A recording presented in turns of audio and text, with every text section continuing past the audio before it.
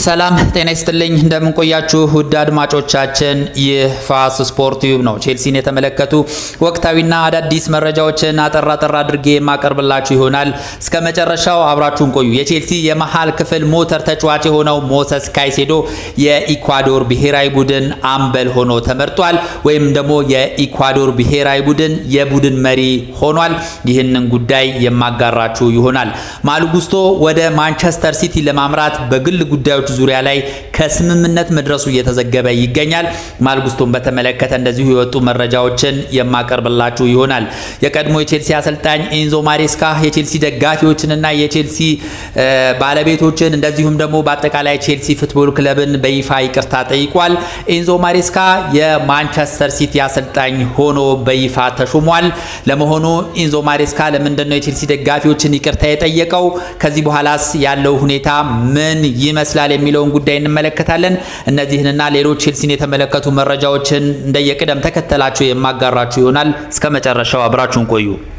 ወደ መጀመሪያ ዘገባ ስንሸጋገር የቼልሲ የመሃል ክፍል ሞተር የሆነው ኢኳዶራዊ ሞሰስ ካይሴዶ የኢኳዶር ብሔራዊ ቡድን አምበል ወይም ደግሞ ዋና የቡድን መሪ ሆኖ ተመርጧል።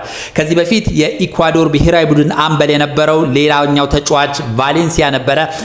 ነገር ግን የኢኳዶር ብሔራዊ ቡድን የማኔጅመንት አባላት፣ የኢኳዶር ብሔራዊ ቡድን ደጋፊዎች እንደዚሁም በርካታ የእግር ኳስ አፍቃሪያን ሞሰስ ካይሴዶ የኢኳዶር ብሔራዊ ቡድን አምበል ወይም ደግሞ የቡድን መሪ ሊሆን ይገባል የሚሉ አስተያየቶች መብዛታቸውን ተከትሎ እንደዚሁም ደግሞ ቫሌንሲያ የተባለው እንደዚሁ የቀድሞ አምበላቸው በዚህ ሐሳብ በመስማማቱ ሞሰስ ካይሴዶ የኢኳዶር ብሔራዊ ቡድን አዲሱ የቡድን መሪ ወይም ደግሞ አምበል ሆኖ በይፋ ተመርጧል።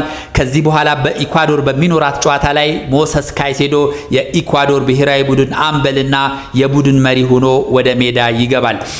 ኢኳዶር እንግዲህ በሚቀጥለው ጨዋታ ላይ ከሜክሲኮ ጋር ትፋለማለች። እንግዲህ ይህን ጨዋታ አሸንፋ ለማለፍ የሞሰስ ካይሴዶ ሚና የቡድን የመምራት አቅም ከፍተኛ ይሆናል ተብሎ ይጠበቃልና ሜክሲኮን ታሸንፍ ዘንድ ነው እንግዲህ ሞሰስ ካይሴዶን አዲሱ የቡድን መሪና የቡድኑ አምበል አድርገው የሾሙት። ኢኳዶር ጀርመንን 2-1 በአስገራሚ ሁኔታ በማሸነፍ 32ቱን መቀላቀሏ ይታወሳል። በመጪው ሮብ ከሜክሲኮ ጋር በምታደርገው ወሳኝ እንግዲህ ወደ ጥሎ ማለፍ ለመግባት በሚደረገው ፍልሚያ ላይ ሞሰስ ካይሴዶ የኢኳዶር ብሔራዊ ቡድን አምበል ሆኖ ወደ ሜዳ የሚገባ ይሆናል።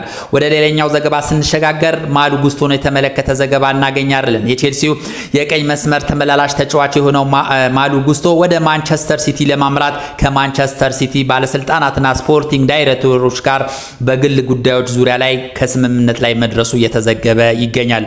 አሰልጣኝ ኤንዞ ማሬስካ የማንቸስተር ሲቲ አዲሱ አሰልጣኝ መሆናቸውን ተከትሎ ማሉ ጉስቶ ቀንደኛ አድናቂና እንደዚሁም ፈላጊ መሆናቸው ይታወቃል። ያንን ለማሟላት ይመስላል እንግዲህ ማንቸስተር ሲቲ ማሉ ጉስቶን ወደ ኢቲሃድ ለማምጣት በግል ጉዳዮቹ ዙሪያ ላይ ከማሉ ጉስቶ ጋር ስምምነት ላይ ደርሷል። ከዚህ በኋላ ቀሪ ነገር የሚሆነው የማንቸስተር ሲቲ ኃላፊዎችና የስፖርቲንግ ዳይሬክተሮች ከቼልሲ አመራሮችና ኃላፊዎች ጋር በዝውውሩ ጉዳይ እንደዚሁም በአጠቃላይ በገንዘቡ ዙሪያ ላይ ውይይት ያደርጉና የማሉ ጉስቶ ወደ ማንቸስተር ሲቲ የማቅናት ጉዞ ሂሩጉ የሚባልበት እድል ሰፊ የሆነ ይገኛል። ቼልሲ ለማሉ ጉስቶ 75 ሚሊዮን ፓውንድ ያህል ጠይቆበታል። ማንቸስተር ሲቲም ሀብታም ክለብ በመሆኑ ይህን ያህል ገንዘብ በመክፈል ወደ ልጁን ወደ ኢቲሃድ ይወስዷል ተብሎ ይጠበቃል። በአጠቃላይ እንግዲህ ማሉ ጉስቶ ከማንቸስተር ሲቲ ጋር በግል ጉዳዮች ዙሪያ ላይ ስምምነት ላይ ደርሰዋል። ወደ ሌላኛው ዘገባ ስንሸጋገር ኤንዞ ማሬስካን እናገኛለን። የቀድሞ የቼልሲ አሰልጣኝ ኤንዞ ማሬስካ የቼልሲ ደጋፊዎችን በይፋ ይቅርታ ጠይቋል።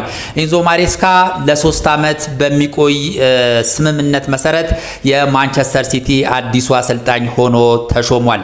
እንግዲህ ኤንዞ ማሬስካ ከቼልሲ የለቀቀበት መንገድ እጅግ አነጋጋሪ ነው። ከቼልሲ ባለቤቶች እውቅና ውጪ ከማንቸስተር ሲቲ ጋር በድብቅ በመስማማት ቼልሲን በመልቀቅ እንግዲህ ወደ ማንቸስተር ሲቲ ሊያቀና ችሏል። በዚህም ይመስላል እንግዲህ ይህንን የተገነዘበው አሰልጣኝ ኢንዞ ማሬስካ ለማንቸስተር ሲቲ የ3 ዓመት ኮንትራት በፈረመበት ወቅት የቼልሲ ደጋፊዎችን ይቅርታ ጠይቋል። የቼልሲ ኃላፊዎችን በአጠቃላይ እንግዲህ ቼልሲ ፉትቦል ክለብን ይቅርታ ጠይቋል። ይቅርታ የጠየቀበት ዋነኛ ምክንያትም ከቼልሲ ክለቡ ኃላፊዎች እውቅና ውጪ ከማንቸስተር ሲቲ ኃላፊዎች ጋር ንግግር በማድረጉ በዚህም የአሰልጣኝ ክፍተት በመፈጠሩ እንደዚሁም በአጠቃላይ በቼልሲ ቤት ውጤት በመጥፋቱ በአጠቃላይ እንግዲህ አሰልጣኝ ኢንዞ ማሬስካ የቼልሲ ደጋፊዎችን ይቅርታ ጠይቋል። ከበፊት ጀምሮ የማውቀው ክለብ ወደ ሆነው ማንቸስተር ሲቲ በመሄዴ ደስታ ይሰማኛል ያለው ኢንዞ ማሬስካ ነገር ግን በቼልሲ ላይ ለፈጠርኩት ነገር ሁሉ ይቅርታ ጠይቃለሁ በማለት ሐሳቡን ገልጿል። አሰልጣኝ ኢንዞ ማሬስካ ማንቸስተር ሲቲን ለ3 ዓመት በሚቆይ ስምምነት ከማንቸስተር ሲቲ ጋር ተፈራርመዋል። ፔፕ ጋርዲዮላ እንግዲህ በማንቸስተር ሲቲ የነበረውን ቆይታ አጠናቆ በይፋ ማንቸስተር ሲቲን ተሰናብቷል። ኢንዞ ማሬስካም አዲሱ የማንቸስተር ሲቲ አሰልጣኝ ሆነው ተሹመዋል።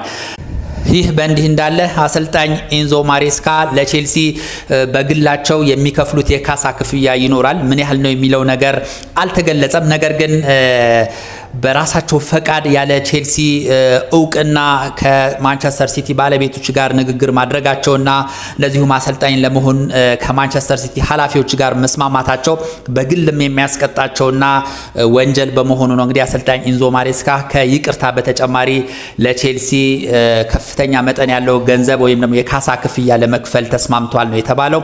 የካሳ ክፍያው ምን ያህል ነው የሚለው ጉዳይ አልተገለጸም። በሌላ በኩል እንግዲህ ማንቸስተር ሲቲ እንደ ክለብ ከቼልሲ እውቅና ውጪ ከአሰልጣኝ ኢንዞ ማሬስካ ጋር ንግግር በማድረጉ 17 ሚሊዮን ፓውንድ ለቼልሲ ለመክፈል ተስማምቷል። ኦሬዲ ለቼልሲ ገቢ አድርጓል። ይህን ያህል ከፍተኛ ገንዘብ ማለት ነው። በቀጣይ እንግዲህ አሰልጣኝ ኢንዞ ማሬስካም እንደዚሁ የተጠየቀውን የካሳ ክፍያ ለቼልሲ የሚከፍሉ ይሆናል። ወደ ቀጣይ ዘገባ ስንሸጋገር ግራኒት ዣካን የተመለከተ ዘገባ እናገኛለን። ቼልሲ የሰንደርላንዱን የመሃል ክፍል ተጫዋች ግራኒት ዣካን ለማስፈረም እንቅስቃሴ እንዳደረገ ይታወቃል። ቼልሲ በመጀመሪያ ዙር 8 ሚሊዮን ፓውንድ ለሰንደርላንድ አቅርቦ ነበር። ነገር ግን የሰንደርላንድ ፉትቦል ክለብ ኃላፊዎች ገንዘቡ በጣም አንሷል በማለት የቼልሲን ጥያቄ ውድቅ አድርገዋል። በዚህም እንግዲህ ቼልሲ ቀጣይ ሁለተኛ ዙር ተለቅ ያለ ገንዘብ ለማቅረብ እየተዘጋጀ እንደሆነ ነው የተገለጸው። ዣቪ አሎንሶ የዣካ በጣም ፈላጊ በመሆኑ ቼልሲም እንግዲህ ያንን ማሟላት ስላለበት ቼልሲ ድጋሚ ከፍ ያለ ገንዘብ በማቅረብ ዣካን ወደ ስታንፎርድ ብሪጅ ለማምጣት ከፍተኛ ጥረት ያደርጋል ተብሎ ይጠበቃል። በተለይ ቼልሲ አሁን በኢንዞ ማሬስካ የካሳ ክፍያ ያገኘውን 17 ሚሊዮን ፓውንድ ለዣካ ሊያውለው ይችላል እየተባለ ይገኛል።